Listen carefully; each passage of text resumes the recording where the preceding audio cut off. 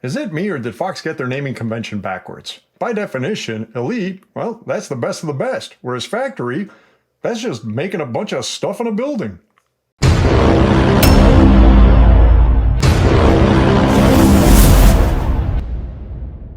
Hey folks, we're back again with another video, and today we're going to be working on a Fox DPS Performance Elite rear shock. We're going to be doing a full service on this shock, air can, damper, and the controls. This happens to be a remote control. We'll get into those details later. This is not a hard shock to work on. The only annoying part really is filling up the IFP chamber if you're going to use a hand pump and the needle. We'll get into those details later. Now, the person who owns this shock was actually told that shocks never need to be serviced. I highly disagree with that, right? So I'm a big believer in 50-hour service or so. It doesn't have to be every 50 hours, right? I know a lot of people ask that question.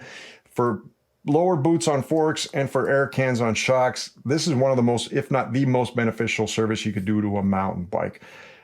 Ultimately, dampers have to get serviced as well eventually, okay? We're going to try and make this video as simple as possible for you to follow in order to get this job done successfully. So let's go over the tools and the parts needed for the job. As for tools, as always, the most important tool on this table, safety glasses. Wear your safety glasses. This is a shock. It's got pressure. It has oil. So as far as tools in order of use, first, pen, pencil, and a pad. So we could write down our dial settings, a shock pump, up to 500 PSI you're going to need if you're going to fill it up with a needle. We'll get into that a bit. But a shock pump to take down your current PSI and write it down. Now, then we're going to take our shock mounted on flat jaws and we are going to remove the air can. You might need a strap wrench. You might not need a strap wrench. We'll find out on this one. Then we want to remove the Delrin ball. You could use a drill bit, a small drill bit to make a hole in order to take it out with a pick, or you could try and heat up a pick and melt it out. That works, but it just makes a bigger mess in my opinion. So then we need to take out the screw that holds the pellet in place. A 5/32 Allen is needed for that. Then we're going to invert the shock. We're going to take out the bleed screw. A 5/64 Allen is needed for that. Then we're going to need a magnet to take out the ball underneath the bleed screw. Then we're going to crack open the damper body from the upper, 19 millimeter or 3/4 inch wrench. And then we're going to need an equivalent crow's foot to close it up later. We're going to need a pan to put the oil in. First, we're going to work on the IFP. We need air to remove the IFP. After we clean everything up, we need to set the IFP. You could use an IFB depth tool, or you could use just a caliper. I use both. I use one to measure the other one. So I love this Fox IFP tool. I think it's great because you can't overshoot. This is a very expensive tool now. It used to be way cheaper, but there are aftermarket versions that don't have the numbers, and they don't have like the teeth like this or the screws, but it does have a collar that you could lock in place based off using a caliper to measure it. So I'd highly recommend getting one of those off eBay. So then we're going to remove the piston assembly. To do that, we want a zip tie or a tire wrap. These are the only two real custom tools we need for this job. One's a nipple tool, 3 nipple tool, nipples, in order to remove the compression bolt. I forget the name of it. And then we need the socket. It's a 5/16 socket, but it's got very thin walls, right? So we're going to need that unless you could find one that has thin walls that fits. So from there, we are going to work on remove the shaft from the eyelet. We might need heat for that. You could use a wrench, you could use a Nipex to remove it. You are going to need a 9 millimeter soft jaw hole in order to attach the shaft so we can remove the eyelet. Should have mentioned that. And I'm going to use this eyelet removal and installation tool. You can get them cheap on eBay. They work outstandingly well. So then what comes in very handy to remove the seals in the shafts, the lifting rod and the compression shaft, whatever it's called, is a needle and a mini skewer. So these things will come in handy to remove and replace the seals in there. Then we have the option to work on the dials. This is optional. If your dials are working fine, don't bother working on them, right? For this particular shock, we're going to need a T8 Torx bit, a 1.5 millimeter wrench, and a 2.5 millimeter Allen, I should say, and a 2.5 millimeter Allen. Okay, so we work on the dials, put it all together, screw everything together, then we assemble our piston assembly. Then we have the option, and I highly recommend you don't do this unless you either have this tool or your glide ring is damaged. On the piston, there's a piston band. It's a glide ring, basically. And in order to set it properly, there is a tool in order to, compress it appropriately. Now, there is a way to set that band onto the piston without the tool by using the damper body. I have another video out there that explains that one, so I'll go into that. I'm not going to show that in full detail, but I'll go into that when we get into this portion. But again, this is a tool 398-00-805 in order to set the piston band. So then we basically put everything's assembled. We put our lifting plate back on. This is optional. We measure the tolerance of the lifting plate, how much it lifts. It has to be in a certain band. Okay, so I mean, it's good to measure that just to make sure that everything connected appropriately. Then it comes time to filling up with oil, closing it all together, and then we fill up the IFP chamber with air. Two options over here. You can use air or nitrogen. You can use a hand pump. Make sure you have a 500 PSI hand pump, or a hand pump that goes up to 500 PSI, and needles. If you use needles, make sure you buy extra needles. These things randomly break. They could break on first use just putting it into the pellet, right? They're not all that solid. I have another video that goes in detail on filling up a Fox shock using a hand pump with these needles. I highly recommend looking at that video. Either way, or you could use nitrogen. For this video, I am going to use nitrogen. Also, if you are going to use the needles, make sure you buy and have extra pellets on hand. So extra needles, extra pellets. You buy these $1 a piece. Go buy a dozen of them. They will come in handy because if this is your first time, chances are you will mess it up your first time. So we also need a pellet retaining tool. So this allows the needle to go in order to fill up the IFP chamber. You can go buy this one, expensive. I don't think I've ever seen an aftermarket, or you can make your own, right? What you do is you grab a 5/32 Allen, and then you just cut a line right down the middle. You just grind a line out. What you can do is actually cut this to make it shorter and then grind the line. You're essentially making the equivalent tool to this with an Allen, okay? With an Allen key. Again, 5/32. We need a torque wrench. Well, paper towels, alcohol, wherever the alcohol is, and that's pretty much it. If I missed anything, we'll go over it while we're going through the job. Let's go into the parts needed for the job. As for parts, well, for starters, we are going to need seal kits. So the air can seal kit is part number 803-00-142. For the the damper service, we need seal kit 803-00-816. This includes everything, including the new pellet and a Delrin ball. I am going to be changing the eyelet bushings. These are IGOS bushings. These need to get changed, guys. You don't leave these on forever. They wear out, and when they wear out, well, there's going to be play on your eyelet and your mount for your on the frame, all right? So you definitely want to change these out. We'll get into that later. As for oil for the damper, 10 weight green. We will be needing a little bit of SRAM butter or whatever your preferred grease is as far as suspension grease. And for the dials only, we can't use SRAM butter or, slickoleum or any of that stuff for the dials. We need regular waterproof grease for the dials, okay? Something a lot thicker where, well, water won't wash away easily, okay? Well, let's open up this shock. Before we open up a shock, we want to make sure that it is completely clean. We want to remove all dirt from all areas, okay? We do not want dirt falling inside when putting it back together.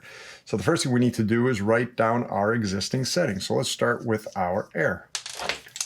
Take air pump, put it in here, screw it on, and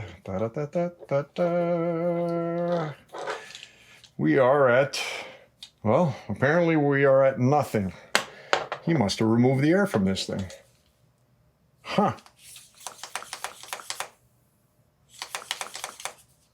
Yeah, he removed the air. Oh well. No way I can know how much air is supposed to be in there. So you, on the other hand, are going to write down your air pressure. So I have nothing to write down for now for air. Let's check. This is a remote. I can't do the compression. That's always going to be on. But I could check my rebound, right? So we want to turn the rebound dial counterclockwise. Okay, so count the clicks. One. That it? For real? I wonder how accurate that is. Oh well. So I'm going to put that back where it was, but I got no air. So air equals 0 and R equals 1. let's open up the air can. Before I remove the air can, I'm going to remove the bushings since I'm going to be changing them anyway. I might as well get them out of the way now, right? So grab a pick, go in between the two bushings and just try and find an edge. Could be a little bit tricky. And just pop it out. Nearly done. There we go. On the other side, the other one should be much easier. Okay. These are going to go in the garbage. Now, next we want to clamp down on a flat vise. Okay, the eyelet, make sure it's nice and secure. Now, you might be able to remove it by hand. Something tells me, since this shock has never been serviced, all right, I got it. Oh, man, that was hard. If you have a tough time, that's where a strap wrench comes in handy, all right? Just grab it, put it around there, grip it down with the teeth, and turn.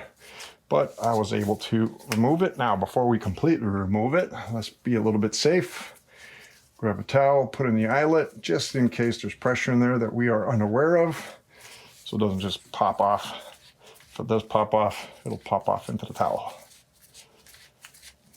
This thing had no wear in it for some reason. He must have removed it, and there we go. All right, put that aside, and we pop out our air can. And there we go. Okay, we got our two tokens, negative tokens. Let's take them, put them on the side with this guy here, the air can. Let's clean them up, absorb some of the oil that's in there for now. We will clean them all later. I like dealing with the air cans at the end of the service. For now, I'm just going to clean up this mess. By the way, that oil looks real nasty, to say the least. Not the nastiest, but it is pretty evident that this hasn't been serviced. Okay, now what we're going to do is just take this guy, put him on a piece of paper towel on the side. Sag ring. Make sure you keep your sag ring so you don't forget to put it on later, all right? Next, we remove the Delrin ball. Multiple ways to do this. I've put out videos out there where you could use a drill, which works pretty good. Just grab any drill with a really small drill bit that you could take a pick to put in there and pop it out, or you could take a pick and burn it and then try and melt it in there and pop it out. That'll work, but it always makes a huge mess of my picks. So I just like using a drill, all right? If you use a drill, just be careful that you drill into the Delrin ball and you don't, hop onto and scratch the damper body. Again, we're just going to go in there deep enough to put a pick.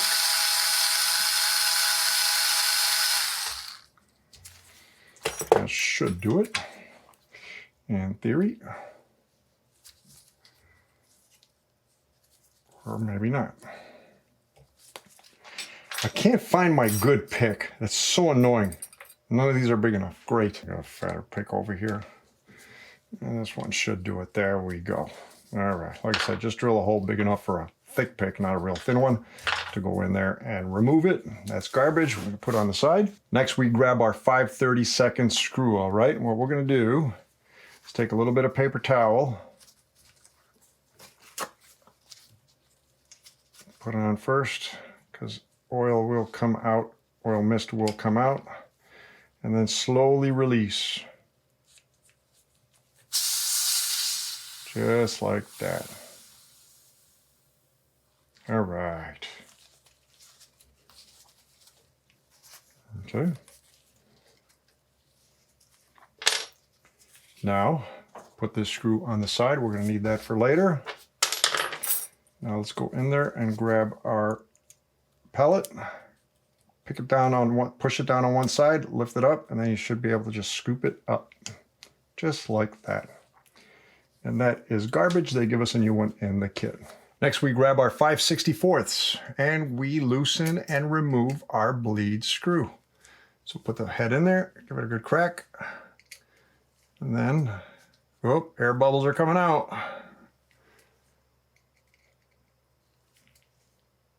So that's not good. That means we have air in our oil. Not too bad. This is a pain in the butt. I wish they angled it like RockShox. Like I said, I wish both companies would just combine their best ideas and create one Super Shock. But it's a pipe dream. It's going to take a few turns. Oop, we got more air coming out. Yep, we definitely have bubbles popping up in there. I can see them on the inside. Take this, put it on the side. Next, we grab our magnet, because inside there is a little ball that we need. We're going to take the ball and the screw, put them on a magnet, and leave them on the side. Separate it. We're going to grab our 19mm or 3/4 inch wrench. Right now, we have to be, so look at all the bubbles coming out. That's all bubbles in the fluid, man. That's not good. So when opening it up, we have to make sure that we do not put pressure on the bleed hole. So you need to know where your bleed hole is, okay? So if I put the wrench in this way, the pressure is going to be on this corner and this top corner, right? As opposed to putting it on this way, then the pressure will be on this corner where the bleed hole is and this corner. We do not want to crush it. So I'm going to put it this way and give it a good crack. There we go. Unscrew it. Should be able to do the rest by hand. Make sure you have a pan underneath. I forgot to mention that. Should have mentioned it. Lift it up. All right. And we are going to lift up the top part.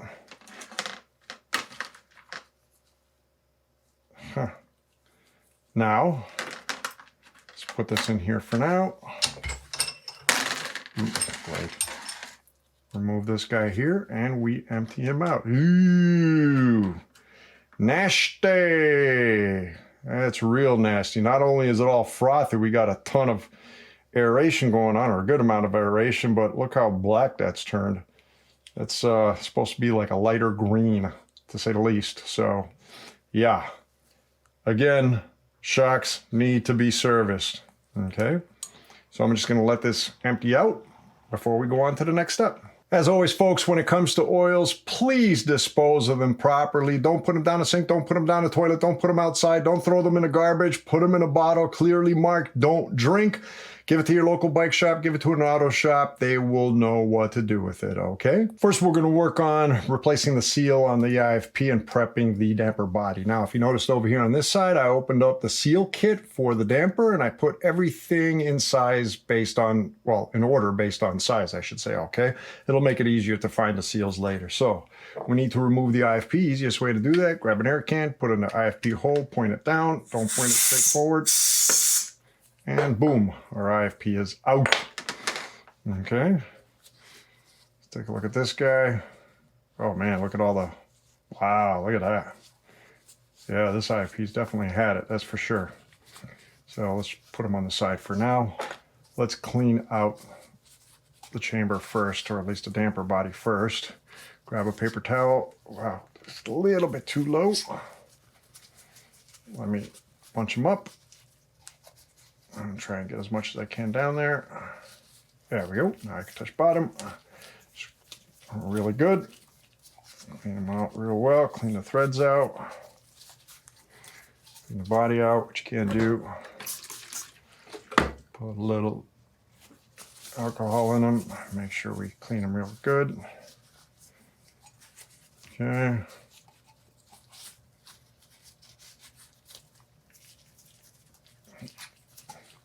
Now let's inspect them. We're looking for scratches, any kind of gouges on the inside. Use light as a reflection so you can see well. And this guy's looking, he's looking good. The outside's looking good. No major damage on the outside.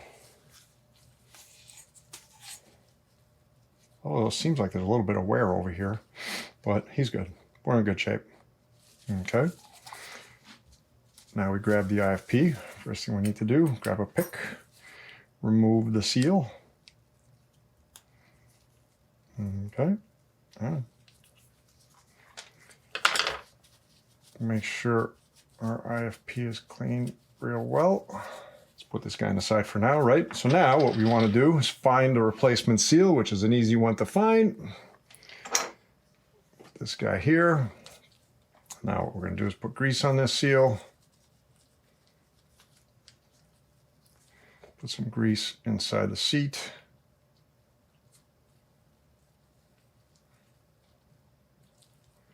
And we're going to pop this O-ring back on. Next, we're going to take our damper body. We're going to put a little bit of oil on the inside. We're talking about a little bit, right? We don't need a lot. We just want to put a thin film on the inside. Don't overdo it here. Just like that. Okay? Then we're going to take our IFP, flat side down. So this part over here that's recessed stays up. And we're just going to pop them in a little bit. There's a few options to set the IFP. One, you could do with an IFP depth setting tool like this Fox one, which I happen to like a lot. This is a really great tool. Expensive, but really great. There are aftermarket versions that don't have all these numbers, and basically you're going to use a caliper to set it. The nice thing about this tool, it makes it impossible to overshoot, which is great. Or you could just use a caliper to do it, all right? The one thing that you will need is to know your shock size, because IFP depths are based on the shock size. So for instance, this is a 210 by 55. And if we look at this chart right there, you will see a 210 by 55. The IFP needs to be 2.5 inches deep. So what I do is I set a caliper to in this case, 2.5 inches deep. Turn it back on, right? Which for, well, 2.5 inches fractions, 63.51 millimeters, all right? And what I do is verify, even though there's numbers over here, that this is set correctly. This part here and this part here have to touch together at the same time, just like it does right there, okay? So I know this guy's set, and all I need to do is take him, put him in, pop him down, and done. That's why I like this tool. You cannot overshoot, okay? So from here, what I'm gonna do now is I'm gonna grab the new pellet, okay, and I'm gonna put him in. Then I'm going to grab our pellet retaining bolt over here, and for starters I'm going to take out that paper that's on the inside since we don't need him. But I'm going to try, there's corrosion on him, I'm going to try and clean him out. I'm going to spray a little bit of CLR on him and I'll be back. So you see what I'm doing over here. I took a little bit of CLR, put a little container, just let it sit there. You can see it's dissolving away the rust. Let it sit there for about a minute or two, and then grab a metal brush and just scrape it, and that should get rid of all that corrosion on there. And there we go. Not too bad. So all it needed was a little CLR and a little bit of scrubbing. We got the shine back into it. So we're going to take our 30 seconds. We're not going to crank it down. We're just going to hold everything in place. We are done with our damper body. We are going to place him on the side. Next, we work on the head. First thing we're going to do is remove the lockout plate. Now, we got to be careful with this thing. We do not want to bend these pins, okay? So, or fins, I should say. So just take it with your fingernails, pop it straight up. All right, now with this lockout plate, there's a pin over here that goes into the hole. Personally, I hate this design. I like the other ones that are flat discs better. We're going to take him, we're going to put him on the side just like that for now. Next, we're going to use our 3-nipple tool, nipples, and remove our lockout piston. So we got to be careful over here. Make sure you don't break, crush, or bend this little pin over here, okay? So go on top of it. When you find a spot, it will sink in just like that, okay? And then just give it a small crack. And the rest you should be able to do by hand. And take them, unscrew them, and pick them up. Come on. It's got to be my imagination. I'm doing a lot of screwing over here. All right, there we go. We're going to take them. Watch out, there's shims over here. So make sure underneath there's no shim stuck on them, right? We're going to take them and put them on the side. Now, we're going to grab our thin 5/16, I believe, socket. And what we're going to do is crack it loose, unscrew them a bit, put this guy down. Put this guy all the way down. Don't take him out all the way yet, all right? First, what we're going to do is grab your zip tie or your tie wrap, and we're going to put him in this hole, just like that, okay? All the way down, as far down as you could go, okay, to be safe. Then we're going to put the socket back in there. Am I blocking with my hands? Then we're going to unscrew the whole thing, until it's fully loose. And once it's loose, we're going to go to the bottom, pick it all up just like that. Okay, the whole mechanism. Let's take out our socket, make sure there's no shim stuck at the bottom. There isn't. We're good there. And that is our shim stack assembly, basically, our piston assembly, okay? From here, we could inspect our shims, right? So there's a whole bunch of shims in here. What we can do, and I'll take them apart really, but you don't have to take them apart. You could technically, a safer way to do it is just to do it on a strap or your zip tie, where you could spread them all apart and inspect them and make sure that everything is in good working order, that there's not any weird marks or cracks or splits or something. So right now what we're going to do is we're going to take this guy, wrap him, leave him on the side. Let's grab our bearing, take him, put him on the side, bumper on the side, washer on the side. And in this case, we do not have a token, right? So there's no token in this guy. We do have a seal over here. Grab your pick. Let's take him out now. Careful. There we go. All right, we are going to change him out. Next, let's work on the eyelet. So we want to remove the shaft from the eyelet. We need a 9mm soft jaw, right? First thing we are going to do is clean the shaft real well. Make sure there's no grease on it, no oil. And also clean your soft jaw. I had already done that. Okay, so we're going to take them, put the dials in front of you. I'm going to clamp them down. All right, now, we might be able to remove them without using heat. There is Loctite red connecting that shaft to the eyelet. Let's try it first without heat. And I'm not going anywhere. I'm going to need heat on this guy. Now, when we put heat on him, the reason we removed that O-ring is we didn't want to burn it, but we have to put the heat here, okay? So I'm going to put it back in here. There we go, just like that. Grab my little torch. We don't need much, just enough to warm up the Loctite red. And we'll grab him. Make sure he is tight. And there we go. Unscrew him. Do them by hand. Now, Performance Elites, they're like factory series. There is a detail we need to pay attention to, so he came out around there. So when we lift him up, we have the dial over here, right? I'm expecting a little ball on the shaft to be in the backside, and there he is, right? So for Performance Elite and Factory Series, this little ball over here faces the back.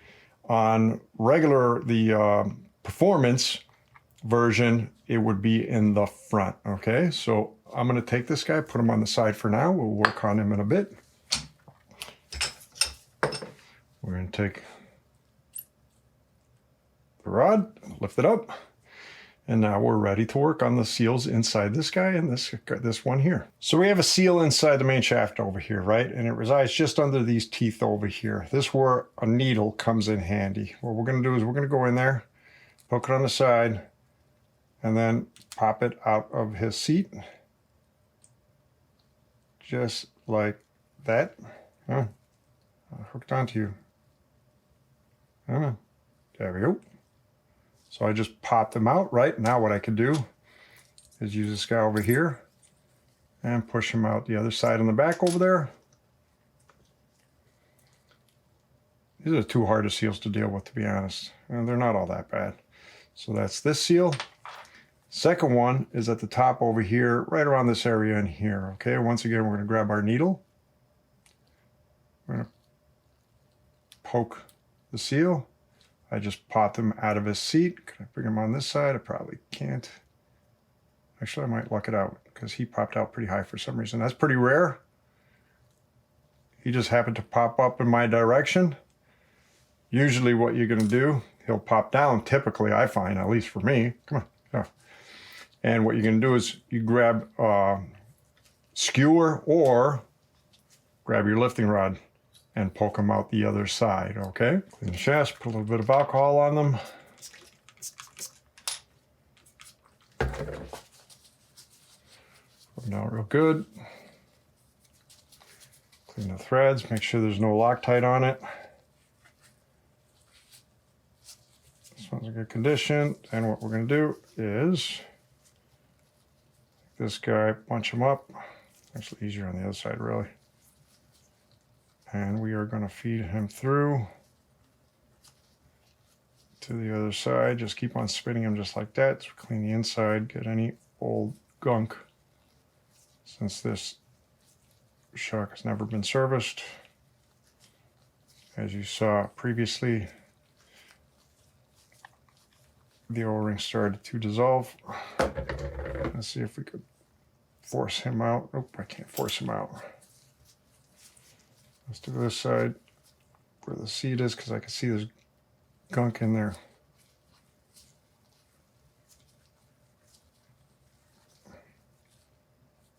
Not too bad. Something definitely in there. Come on.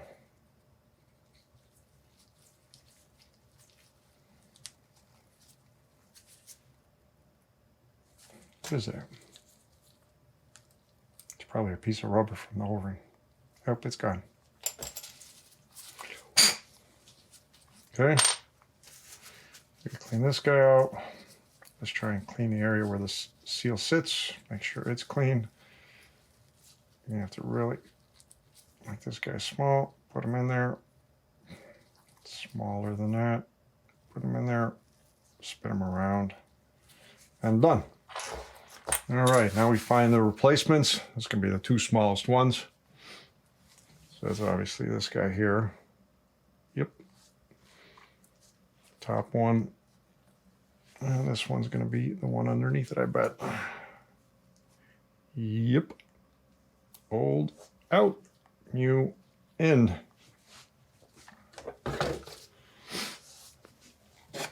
Grab our grease. Start with the bigger one. Now there's a bit of a trick. Now again, the seat is around here, right? So what we want to do is sink him in vertically until he's right at the edge. The top of him is at the seat, and then we want to tuck it into the seat, and then we'll pop it into place from the bottom, okay? So again, put him in vertically, and then you want to sink him down, just push him in vertically, just like that, right? So if you can see him, hopefully you see him well, he's sitting vertically, and I want him to go to be at the point where the top is right at the seat. In fact, I sunk him in a little bit too low there, right? So then what I'm going to do is, I can't find my good pick. Oh well. What I'm going to do is I'm going to grab a pick, and I'm going to roll him until I feel him. See, he just went too low. Great. So we're going to pick him back up. If he goes a little bit too low, just pick him back up until you see he's sitting at the edge of that seat. I'm going to grab a pick. Oop, there we go. He just snapped into place. You heard that. Now I'm going to grab the lifting rod or the rebound rod, metering rod, and we're going to push it all into place. And there we go. He just popped in. Yay. Yep. Let's test him on this side. Make sure he's in all the way. Yep.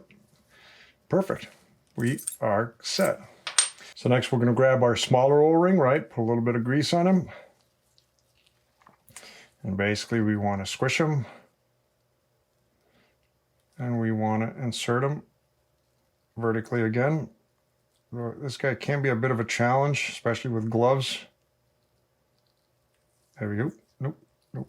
You want to squish him into like a sort of like a figure eight. Just basically flatten him, just like that, and then put him on one side, and then squish him in there, just like that. There we go. Grab a skewer or something. Sit him in his seat. There we go. He's in his seat on one side. Now we can grab our lifting rod. Careful, and he just popped in place. Hey. Yep, he's in place. Perfect. Okay, now what we're going to do Cover the lifting rod with grease. And we're going to put them inside. It's going to be a little bit stiff because of the new seal. That's a good thing.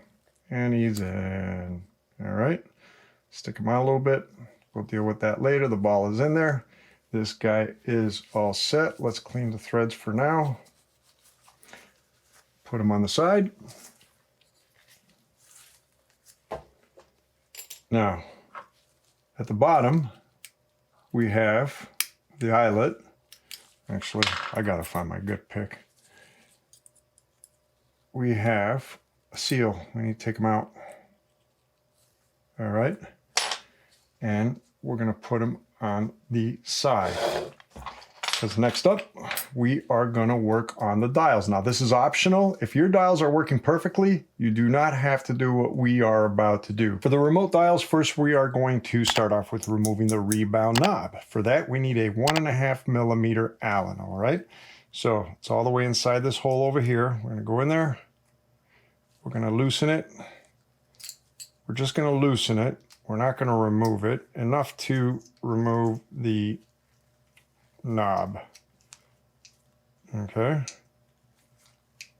We'll get to a point where the knob will come off. Just like that. Okay, we're gonna take the knob, we're gonna put it on the side. Next, we want to take off our compression knob, right? So there is a screw, a set screw inside there. What I did grab was a T7 Torx. So I'm just gonna take them and loosen them. Again, not all that hard. Don't fully remove them until he pops out. Okay, just like that. We're gonna put it on the side. Next, I'm gonna grab a 2.5 millimeter Allen. We're gonna put it on this screw over here. We're gonna loosen it in order to pop out the cable holder. Move the screw, and we lift up the cable holder just like that. Spring will come out.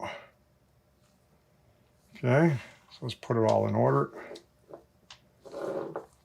And we should be able to just pull out our cams, just like that. A lot of rust on there. And we separate our rebound cam from our compression cam. And that is it. First, let's start with the eyelet. Some alcohol in there. Paper towel. Let's clean the inside.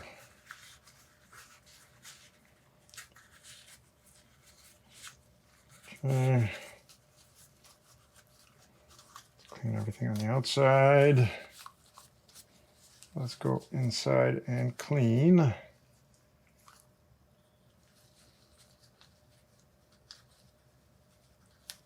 Cam housings, or housing. Okay. Let's grab this guy here. Oops. Spin him around. Get some good tension in there. Grab all that old grease that's in there. All right. Oh, he's looking pretty clean already. To the other side. Let's bring him all the way to the end. Spin him.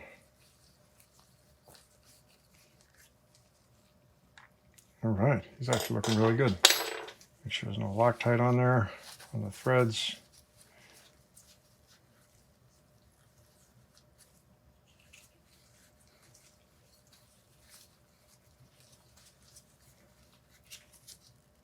All right, looking really clean. Inside there, he's looking spotless. We are doing great.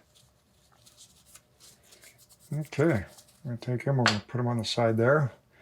Now I'll start working on our cams. How much rust is on here? Oh, good, it's removable, sweet.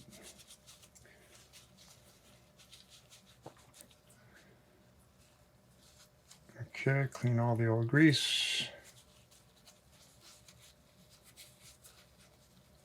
That's one.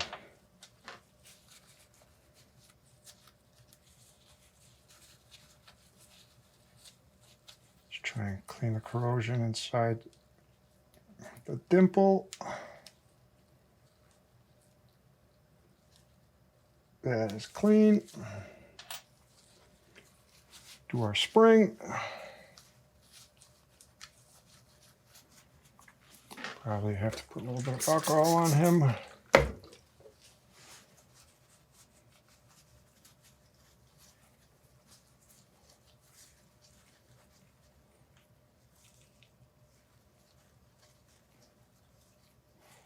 Definitely corrosion on the spring.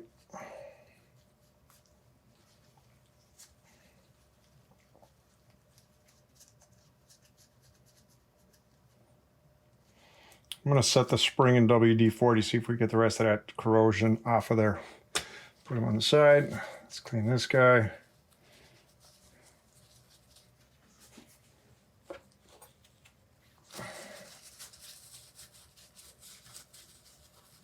Get the corrosion off him.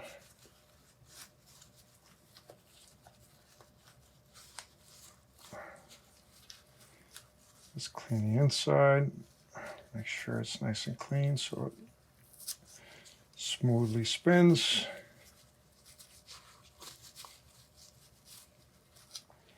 Okay, let's get the corrosion off the screw.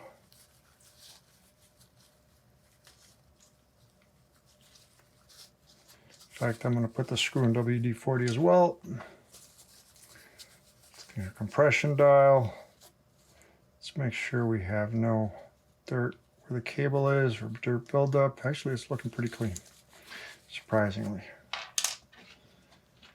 And let's clean our rebound dial. So I'm going to go dip those in CLR for a bit to get the rest of the corrosion off of them, and I will be back when it's all done. It's the same thing like we did before. So we managed to remove all the rust and corrosion from everything. One thing I did forget to mention was there is a set screw on top. We need to remove that set screw. It's a 1.5 millimeter Allen. Okay, clean everything, and because we're going to need to put it back on, right? Now here's a great opportunity also to clean your threads on the inside with a plastic brush, especially for a shock that hadn't been ever worked on, right? Because we definitely want good connection between the air can and these threads on the eyelet, all right? So I really cleaned them thoroughly. There was actually a lot of dirt buildup on the edges of these threads. So now we put it all back together. For starters, what we're going to do is we're going to take a little bit of grease. We're going to put it on this shaft here. All right, and then we're going to take it, we're going to insert it into this shaft here. All right, now we're going to take grease, we're going to put it on the cans. Good amount. Okay. Now, we have our spring. So our spring goes inside, and over here we have a hole, okay? We need to make sure the pin on the spring lines with that pin in the hole right there, just like that, okay? So now what we're going to do is we're going to put, you know what, before we do that, let's put a good amount of grease on the spring to protect it from corrosion. Now we put it inside, and let's find the hole. There we go. Okay, let's clean the excess grease off this side. We don't need it here. Okay. Now, on the cable holder, there is also a hole right there. And we need that hole to align with the hole on the spring. Just like that. So now we have one mechanism, right? So now we can take this mechanism. Now, in my case, we know that the cable holder sits up, right? So first we're going to put this guy in just like that. So next what we're going to do is press down on the cable holder here. We're going to take our screw, we're going to put it in. I should put the other side, not bright. Okay, and make sure he lines up. Otherwise, not lined up. Oh. There we go. Now we screw them in. And finger tight just like that. Don't over tighten them, right? Now we take our set screw, we put that in. Our set screw is a 1.5 millimeter. Let's put them in like this. We screw them all the way to the bottom. And again, finger tight. Next, we put on the compression knob, right? But first we want to clean the whole base over here. We don't want any exposed grease because, well, we don't need grease there, and ultimately dirt will get attracted to it immediately. All right, so now there's a bit of a trick on doing this. So this flat part sticks out, right? Now, if you notice, we have two flat spots on our cam over there. We want a set screw to sit on the flat spot, okay? We want to tighten it down, but we don't want to over tighten it, right? So tighten it all the way till it locks, and then back out about a quarter turn, okay? Till we get some play back and forth just like that. So we need to wind this. We need to create tension. In order to do that, we need to spin it around. See the way it locks onto that stopper over here? So on the body over here, there is a stopper, right? So we need this part to lock onto that stopper, right? So what we need to do is flip this all the way around. This is going to be a little bit tricky. What we are going to need is, well, I guess I could use this 2mm, right? So we have this screw over here for the cable. This is our set screw. And over here, we have another hole where we could put a 2mm or 1mm Allen in order to help wind this thing all the way around. So we want to put them on there, but we won't want to lock them down all the way in. We just want to tighten them right there. Allow some room. We're going to finish them up at the end, okay? Now we lock them down just like this on the flat part, okay? Then we're going to grab this 2mm and basically expose this guy here, just like that, to help us.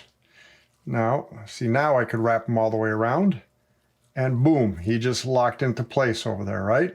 Problem is, I can't push him all the way in because the screw is too tight, the set screw is too tight, so what we're gonna do is loosen it just a little bit, just enough to allow us to pop this in. Oops, he just nearly popped out, come on. There we go. Did he pop in? There we go. Now that he's popped in, we tighten him down all the way. Don't over tighten him. And we have tension. So we could test the tension. Basically, take our 2mm over here, and he comes back automatically. So we have tension. All that's left is our rebound knob. Now for a rebound knob, we have a dimple over here, right? We just need to match the set screw to that dimple. And we screw it down just like that with our 1mm. This is the strip one. I don't know if this is going to do it. Yeah, he'll do it. I'll use the other one to tighten him down for good, since this guy's got better grip. Okay, don't over tighten him. Try and remove him. Not removing. We are good. Our dials are done. So next we put the shaft back into the eyelid, but first we need to change out the O-ring. So if you remember, we took out two O-rings, right? One of them is over here. We're going to find its replacement. It's got to be this one here, I bet. Yes, it is. Out with the old, in with the new. And take a little bit of grease. Put them on the O-ring. We're going to take them, we're going to tuck them to the base, sink them in there, make sure, where's all my picks? Make sure he sticks on one side, and then tuck in. Nope, come on, get in. Don't go too low. You got to watch out with these guys, sometimes they can go too low. There we go. One side sticking in. And now, nearly have them. And there you go. This one is in. Now what we're going to do is clean all the grease from the threads, because we need to put Loctite Red in here. Okay.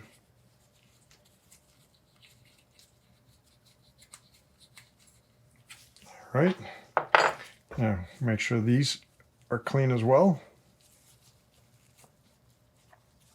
All right.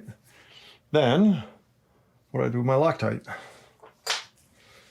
Take our Loctite Red. I'll expose this by a bit, let's say by, I don't know, about 1 centimeter, around there. We're going to put Loctite on the top threads. Not too much, but there we go. That's a nice little bit right there. Let it sink in. Let's put one on the other side here. And that's a perfect amount right there. It's really good. Okay, put this on the side for now. Now, again, this is a Performance Elite, right? So we want, this are dials, we want this ball up here on the metering rod to point to the back. So what we're going to do is we're going to point to the back just like that, okay? Sink it in, then start turning as it goes in. There we go. Cool. Now, let's make sure our threads are clean. I mean, our shaft is clean. Put them in the vise again. Lock them down. Grab our, you could use a wrench tool. I'm not sure what tool you're using, but first let's screw it down. Make sure it's not spinning. Okay, and then torque wrench, 9.6 Newton meters, 90-degree angle. Put them in and a little tighter. Nearly there. 9.6 on the money. Cool. So we have an option now, and I'm not sure what to do over here because I had a couple of subscribers tell me that I always end up putting this O-ring or using the kit, the damper kit, which has this O-ring, as opposed to the 50-hour kit, which has the same O-ring. So, I mean, I just usually do it now because, well, it's just more convenient, and I don't use the one in the 50-hour kit, right? But either way, you could do it. You could use this one here that comes in the damper kit or the one in the 50-hour kit. So since I'm here, I'm just going to use the one in the damper kit. So I'm going to put a little grease on him. All right, put him on the bottom and sink him in his seat, which is right there at the bottom. Make sure he sinks all the way around. Nearly there. Ooh, one little bit left. And, oh, he just popped up. Yeah, these guys flop around sometimes.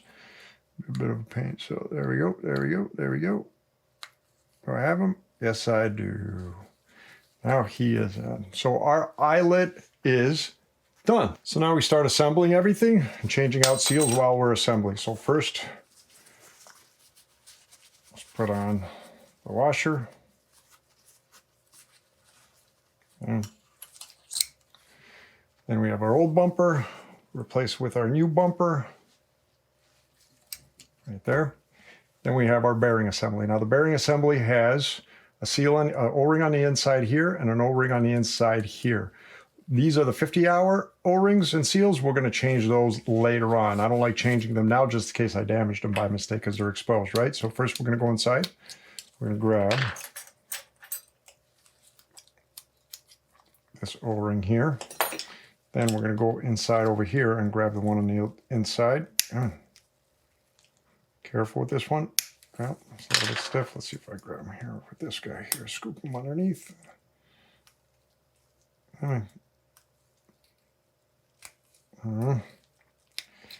I missed my good pick. I got to find it. I have no idea where it's at. Let's try it this way. Oop, this guy's going to work. There we go. Come on, man. Give me a hard time for no reason. There we go. Come on. There we go.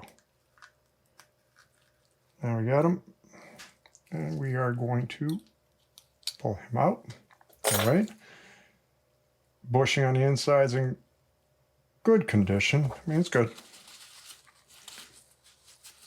Clean it out real well.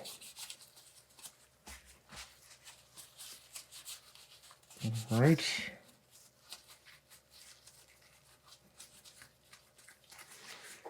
Okay, so find this O-ring. That's got to be this one here.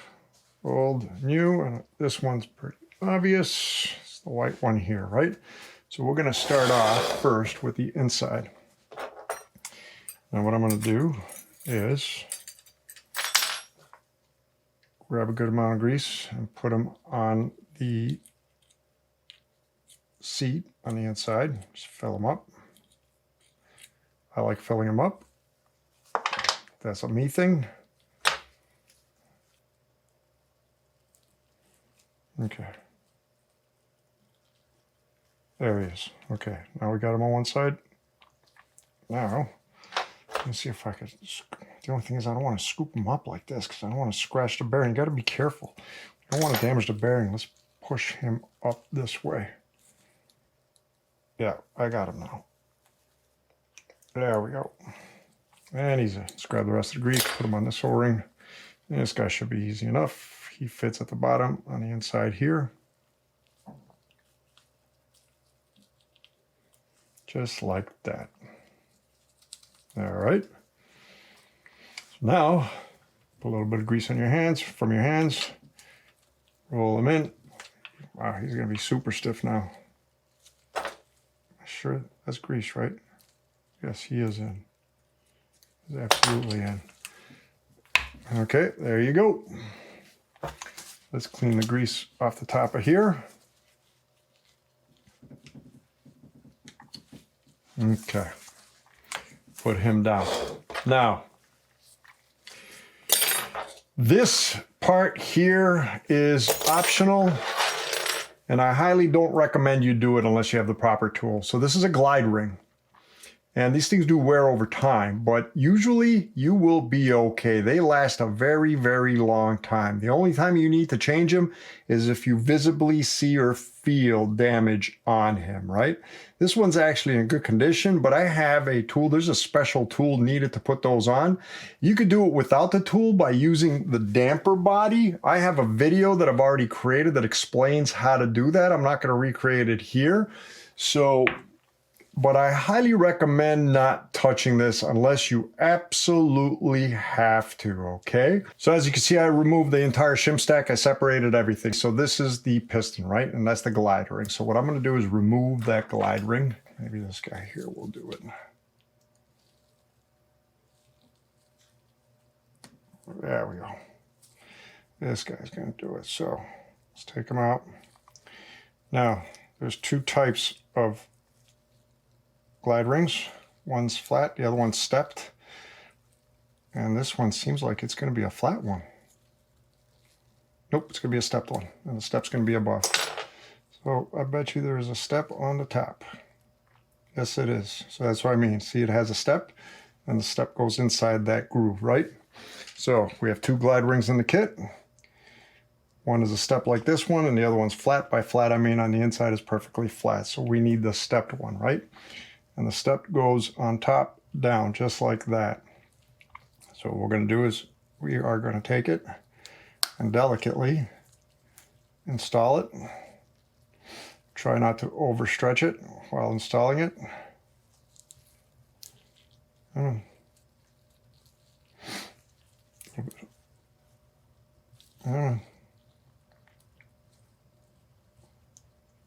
My eye is burning great.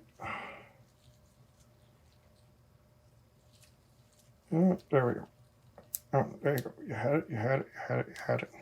All right. So now we got him in there, right? So now to make sure he is in there tight, that's the problem. Sometimes he stretches, he's going to be a little bit too loose on there. And when you try and put the damper body on the bearing, when you fill it up with oil and try and close everything up, he could snag on the edge, right? So if he's tight and you don't have this tool, I highly recommend you don't touch this and don't do anything with it unless you absolutely have to. If you absolutely have to, then what you could do is put it in there slowly but surely, right? And let it sit there for a while until it takes shape, right? So I don't need to do that because I have this tool over here, and this tool specifically designed for this purpose. The way it works is now I'm going to put it in this one side, right? Then I'm going to compress it in there. There we go. Nope, he fell sideways. That's not good. Actually, that's the first time it's ever happened. Actually, you know what? I think I did it backwards. No, I'm not doing it backwards. I'm doing it the right way. So, there we go. Right? So now he's even. I'm going to put him in the vise. And we are going to pop him through. And when he pops him through, that extra tension or pressure is going to squeeze it all nice and snug. And there we go. Boom. Done. So now he's nice and snugly fit. It will fit just like it needs to inside the body, right? So now I just need to put all this back together. So I took it out. I ordered it based off the bottom. So the part that goes towards the base of the threads over here and the top essentially, right? So let's start from the top. So I'm going to go this guy first like this. Then the next shim, spacer, shim, bolt. Okay. Spacer. Some of these need to be cleaned. Spacer. Spacer. It's my rebound stuff. Oh, oh. Don't want that to happen. Don't mix them up. Okay. Then our piston. So this part goes in like that. The flat part sticks out. And then just like that, it all fits nicely in, right? So then we start on this side. Great. Did not want that to happen. Be careful, guys. Like I said, I highly recommend you don't need to do any of this. You really don't, guys. And girls. And whoever. All right, let's put this guy here, and then this guy's going to go inside that one. Wow, this one's dirty. All right, so we want him to sit inside, just like that. Put this one. Sits on top. There we go. And we got this shim. This is not a spacer, this is an actual shim. Put him. Then we have two spacers. Come on. Spacer. Spacer. And yours might look different because there's like many different tunings for DPS shocks. This came off a Canyon, so they might have their own custom tuning. And then the flat part sticks out, right? Just like that. And that's it. And now we're ready to put them back on. So now we grab the whole assembly and we put it in top down, right? So make sure your zip tie or your threads go all the way in. Screw it in. Make sure the whole assembly sits correctly and the screw goes in. If not, just like for me right now, watch out, be careful. Mine just popped out. This could happen to you too. You do not want this to happen to you. So let's try that again. Let's put this in. There we go. Now he's sitting better inside, right? Okay.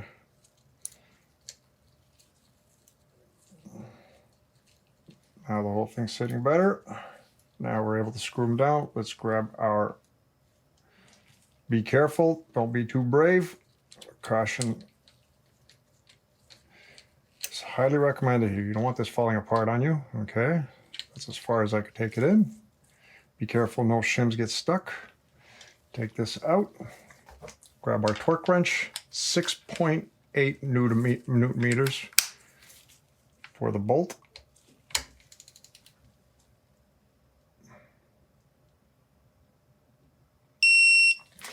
.87. Make sure no shims are stuck on the inside. Make sure they're all sitting on top.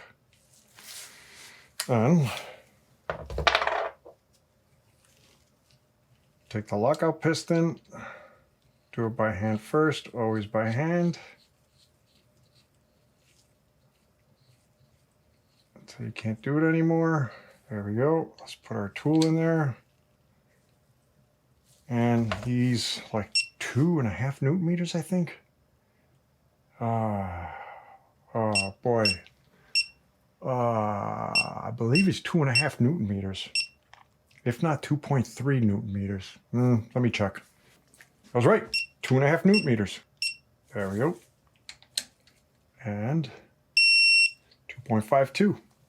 Awesome. Now we take our lifting plate. Now we've got to be careful over here. We have to make sure this hole lines up with this pin right over there, right? Be very careful here. Don't put too much pressure. There we go. And it's flattened all the way down. Now we test the lifting plate to measure tolerance to make sure we're within a range, right? So if you look at this chart over there, you will see that for regular lever DPSs, we need to be within 0.03 to 0.047 of an inch. Or for remote models like this one, we need to be 0.072 to 0.09 of an inch, right? So I have my dial set to 0. I'm going to go from the firm to the open position, and I end up, oh, that's pretty close. I end up at 0.73-ish. So yeah, 0.73. So I'm within tolerance, actually. I'm basically right at the edge. So that's, everything's working as it should. Next, we fill them up with oil, right? So we need to prep the environment. Make sure you have your 1/64 Allen ready with the bleed screw and you have the ball. Make sure you have your either 3/4 19mm wrench handy with a crow's foot, again, 3/4 19mm, set to 27 Newton meters. I believe 27.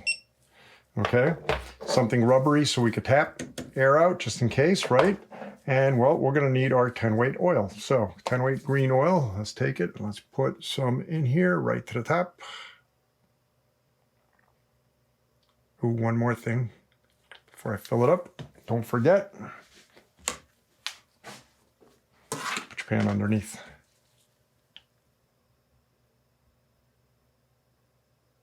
Okay, let's fill them up like that. Let's tap them. Bubbles out. See, bubbles come up.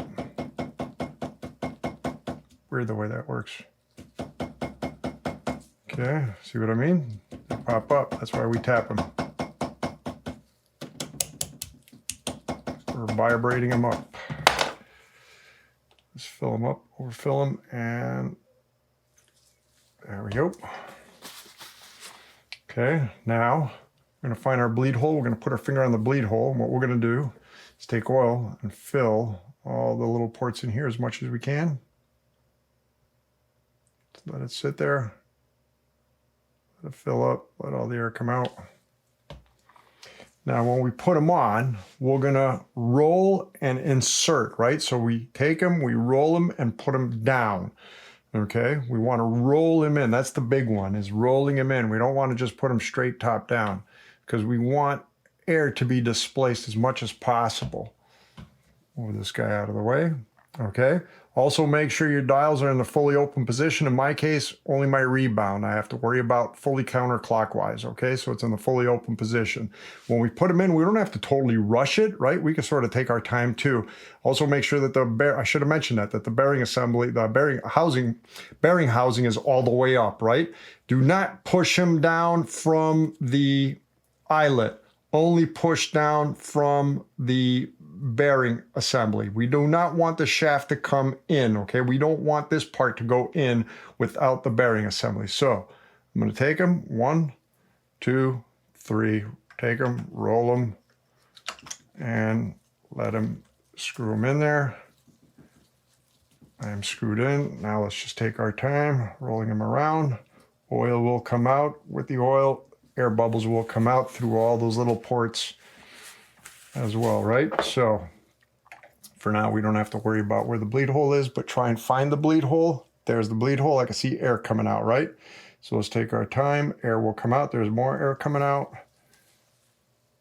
Okay, there, more air coming out. So it just ended. Air's coming out still, right? So we know the bleed port is here. We do not want to put pressure on that side, okay? So again, we're 27 Newton meters.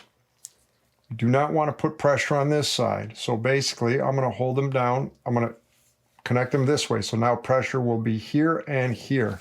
So we're going to take them to 27 Newton meters. What the? Wow.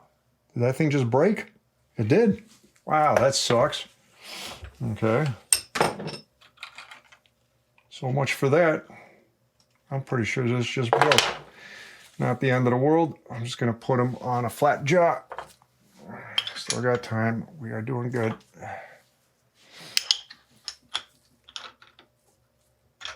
Usually I always would just put on a flat jaw, but that was unexpected.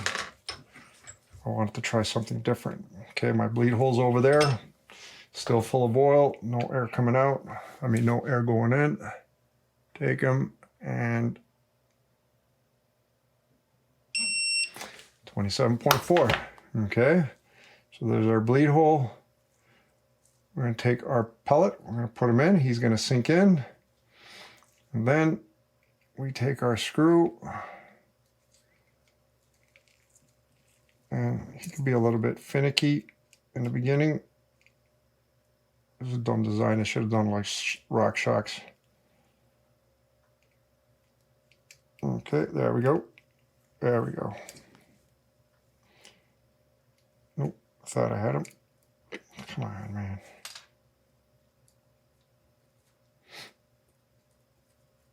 There we go. Now we have them.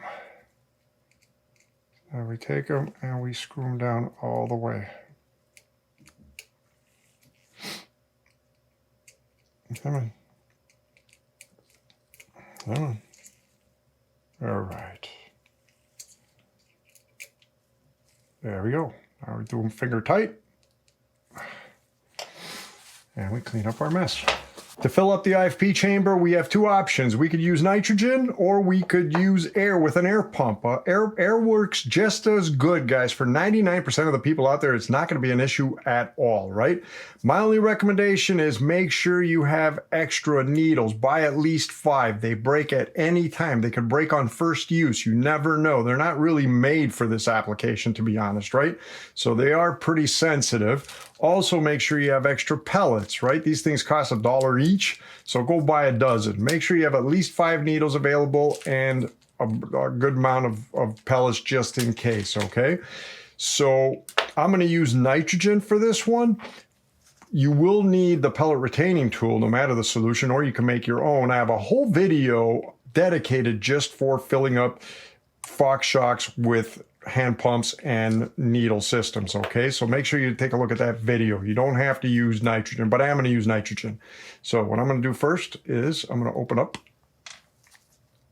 take off the safety cap, and I'm going to put on our pellet retaining tool. Screw this one in.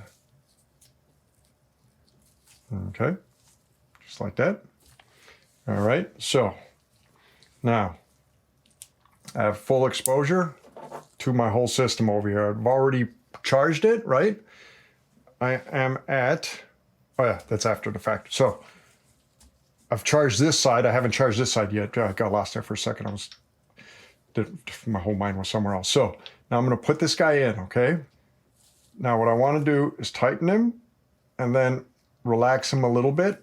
And then I'm going to press the button and sink him in just like that, right? So he's sunk in. Now I'm going to fill up the system. There we go. Make sure he goes up to 500 PSI. He's a little short. He's a little short, so I go down to my tank and I adjust it. All right, 500, right? So now I'm going to turn off my system and see if there's any leaks. Oh, I'm over 500 by a little bit. Oh, by just a little bit, I'm like 502. Okay. So there's no leaks, it's sticking there. So what I'm going to do now is I'm going to tighten this, okay? And we're going to tighten it and pull out. We hear that snap and we are good. Now I take this, tighten it all the way down, and we are fully charged with nitrogen. Next, we test them. And now we test it on the dyno. So we are in the full lockout position and man, it barely moves. Before it was moving in the full lockout because it definitely had air in it, right? So now I got to really put a long period of pressure on it in order to make it move. So to test it out fully open, take our 2 millimeter. Is this the 2 millimeter? It's not, it's the 2.5 millimeter. Great. Where's my 2 millimeter? grab the 2mm, bring it all the way around and up and down. Look how quiet that is. Awesome. Nice response. Let's go full lockout rebound. Oh, that's not, oops. Not what I wanted, but still, if I open up the rebound, it'll come up. So we are working perfectly, guys. This is exactly how this shock's supposed to be working. Let's finish up the 50-hour service. As for the 50-hour service, we are going to start off with the air can. So first we want to remove, so I opened up the seal kit for the 50-hour service. It's the air can seals plus the sag ring, and this is the bearing assembly seals, okay? And we have the oil over here. So first let's pull out our wiper. Lots of dirt in there. Let's go inside and pull out our inner seals. Yeah, guys, you don't want that much dirt on your seals inside here at all. It's so not good. Again, to me, 50-hour services are so important. 50 hours, so it doesn't have to be exactly every 50 hours, right? But they are so important in my opinion. And that's pretty much it. Now we go in there and we start cleaning. All right, let's break up as much grease as possible. This side for now. Oops. Oh yeah, that's inside the air can. That wasn't even past the seals. Jeez.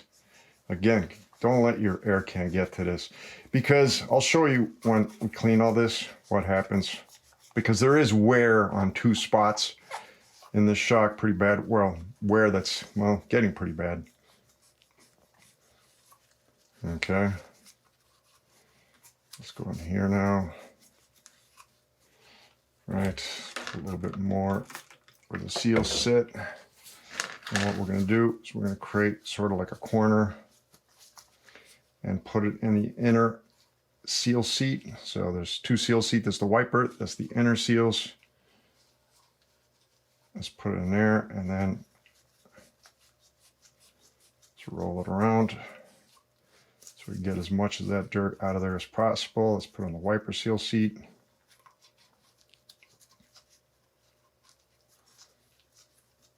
Roll it around. Okay, what we can do is grab, stupid thing. Let's grab a pick with a blunt edge.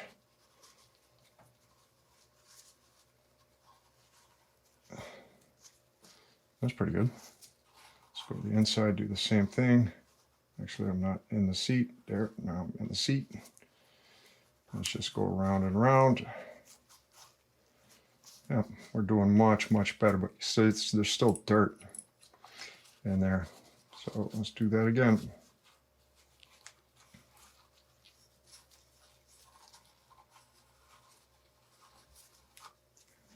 Okay, that is much better.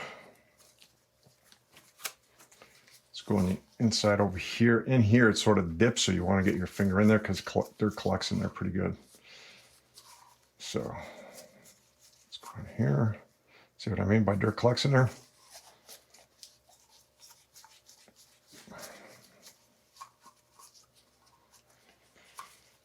The problem is,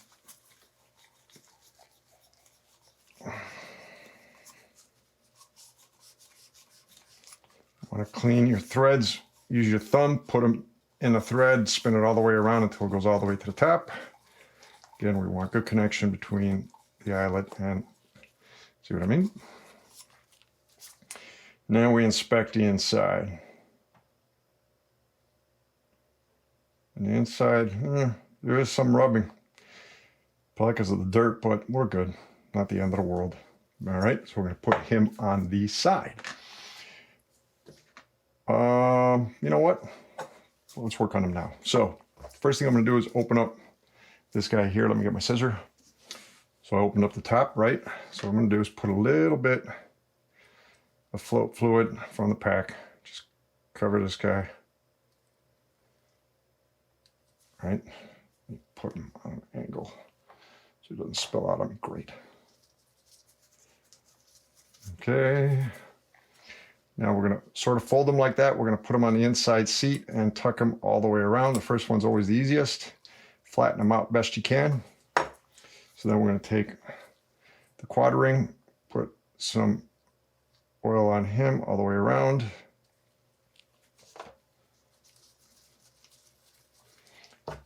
Okay, he goes on top. And the only thing with him is that we need to make sure that we don't twist him when we put him in there, right? There we go. So take a good look at him. Make sure he is not twisted and not twisted. Good. Then we take this one here, put a little bit of float fluid on him. He goes on top of the quad ring. Again, just give him a little bend. It's easier if you do it on the ground, really, as opposed to. It's a little bit tricky. Again, you got to get him between the quad ring and that seal. You will get in there. There we go. To one side. He's going to be a little bit more challenging than the first one because you're going to want to bend just like that. Don't worry about it. There we go. That was in. Now, let's clean any grease that was in the seat for the wiper. We do not want grease in there. We don't want dirt to collect.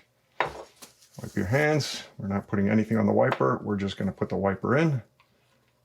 Just like that. Done. Our air can is prepped. Next, let's work on the bearing. For the bearing assembly, we're going to mount the shock onto the vise. Then we have a split ring, quad ring, and a split ring. Let's remove the split rings first. Grab a pick, go in there, put them on the side. Even that one's dirty, right? And then let's remove the other one. Now let's remove the quad ring. Let's just pull him out. There we go. Now, grab a paper towel. Let's clean the seat. Make sure there's no dirt on there. Make sure you get the towel in the seat. Okay. Yep. Okay. Then, once again, we're going to start with our quad ring. We're going to let's put some grease in here, or some oil fluid. Put it on our quad ring. Let's cover them good on the outside. Actually on the inside. The outside, my bad. Okay. Let's cover them good. Let's slide them in. Once again, we need to make sure we do not twist them when we put them in. Let's put a little bit of grease on this split ring. Now be careful with the split rings. We don't want to overstretch them. We don't want to open them up too much, right? Now split rings, again, they have a proper way to be seated. They have to sit on top of each other like this, not like that, right? So grab the split ring, put it in, okay, and make sure it's seated correctly, just like that. We'll grab the one on the back, put a little bit of oil on them. Okay, put them in the back like that. Make sure he's seated in the correct position, just like that. Now let's offset them. Right, so let's have one on one side, the other one on the other. All right, so now what we're going to do, actually, let's clean our tokens and put our tokens back in there. All right, so, wow, look at all the dirt in here, man. That's all dirt inside the air can.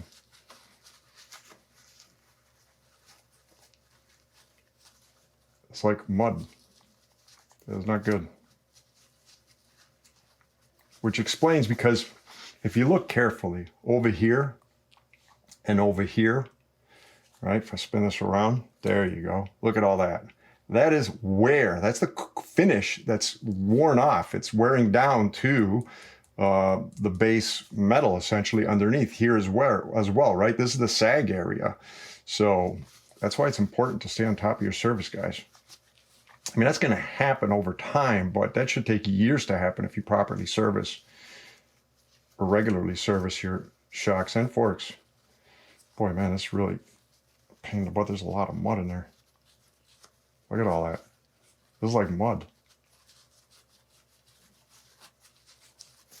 Okay. Let's see if I can make my life easier here. You guys see that, man? Frame. Boy, man. There's a ridiculous amount of mud in here. Just imagine what some of these guys see in the service centers. All right. That is looking much, much, much better. So, let's clean this well. So again, as you can see, there's wear here and there's wear on this side, right? But not the end of the world, still usable. So we're gonna take this guy, cup him in, just like that. We're gonna take this guy, back him on, just like that, all right? So now, what we are going to do, we are going to put a good amount of oil on the bearing assembly. All right, we're gonna put about this much of the pack, a couple of cc's inside the air can. I don't know if you can see that. How much is in there? Let's do a little bit more.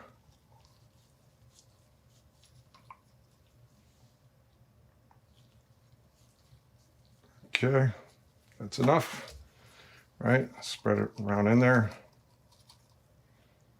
Okay. Now what we are going to do, be careful here. There we go. Tilt them down. Now we're going to put a good amount, nearly the remainder actually, inside the air can here. Spin the air can around. All right. Yeah, it's good enough. Okay. Now, what we do is we push in until we hear the air escape. Just like that. And now it'll be easy. So you want the air to escape first, right? It's equalized when you hear, or it's equalizing when you hear that. Okay. Oops. Come on.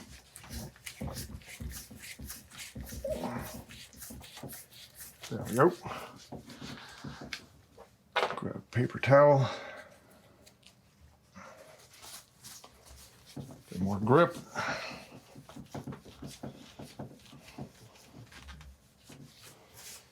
Okay. Now you could use a strap wrench. I don't. I just use my hands and go as tight as I can. There we go. All right. Now we grab our new sag ring. Before we forget that, we put that on. Next, we want to put in our Delrin ball. So let's open up the vise. Easiest way to do it, right? So put the ball in there. It's a little bit tricky. Make sure you don't scratch your damper body. All right, give it a good hold, and then we just compress them in there, just like that. Done, nice and flat. Next, we install the new I-Gust bushings. I'm gonna put him in, all right? If he's too hard to squish down inside, which he's gonna be, what we're gonna do is we're gonna put him in the vise, equally in there, and we're gonna slowly be careful here and just press one side in. Then we'll grab the other side. Repeat. Put him in, just like that. All right. You do not need to grease these. These are self-lubricating. Again, they need to be changed out. You don't keep them in there forever, guys. They stretch and they also dry out, right? So next, take alcohol, spray them down. Let's clean off any extra oil or grease on the outside so dirt doesn't stick to it. And ta-da! And there you have it, folks. You just finished fully servicing your Fox Float DPS Performance Elite rear shock. DPSs are actually very easy shocks to work on. The only pain in the butt really is filling up the IFP chamber if you're using a hand pump and the needles. I wish these were Schrader valves, but what are you gonna do? As for your controls, if they're working fine, don't even bother. You don't need to touch these. This will really cut back the time. And don't change a glide ring on your piston unless you absolutely have to. Again, if you avoid these two things, this job goes by real quick, okay? So, as always, make sure you fill up your air can to where it was before. Do not forget your cap. When you're done with that, put your dials back to where they were. And well, from there, you are ready to go out there and tear it all up, all right? So, folks, if you like this video, please click that like button, man. Click that subscribe button to see more videos. Click that bell button, ding, in order to get notified when new videos get released. And more videos like this are coming. Until then, I hope all's well with all of you, and we will be talking to you soon. Take care. Have a good one. Bye.